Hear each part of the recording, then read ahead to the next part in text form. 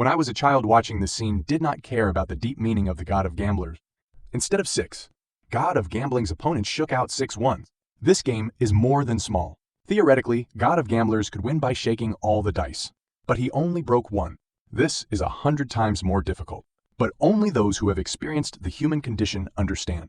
God of Gamblers is trying to save his opponent's face. Look at the other game. The God of Gamblers and his opponent are competing to win more tens of thousands.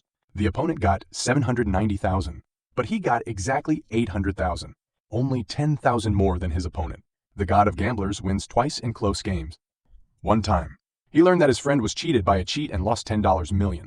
He went to fight for his friend. Before he left, he said to the cheat, "In fact, you gave him $10 million last time. Today, I helped him to get back 9 million. You still have an advantage. You have to forgive people when you have to forgive them." Such a gambling god certainly knows the danger of gambling. That's why he also has a degree of gambling. He retired at the end of both movies. Later, he took on 2 disciples and warned them. The master has instructed, all the money won back. 95 must be donated to charity.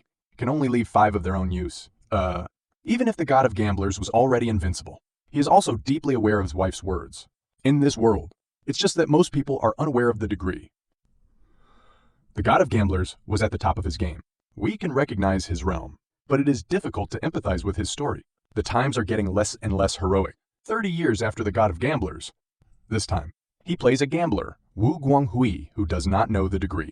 I've made a dozen phone calls to you. He was surrounded by many people who advised him, from the bitter words to the sound and color. Where are you going again? You bite me, but he seems to have been hopeless. Began to give up on himself. Until the love of his life years ago asked him to help take care of it. Wanted to use his autism to exchange some money, but the hired man who entrusted him with the child died of illness. It was as if the heavens had given him chance to be reborn, but to return to a person.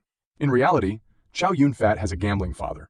As a result, Fat's family lived a miserable childhood. Fat said he hated gambling, and in his 60s, he overturned his image as a gambling god to play a bad gambler. There are many things in life that are more important than gambling. In his old age, he put aside his glory and returned to his usual life, and wake up some dreamers to see the truth of life. Don't Call Me God of Gamblers is coming to theaters.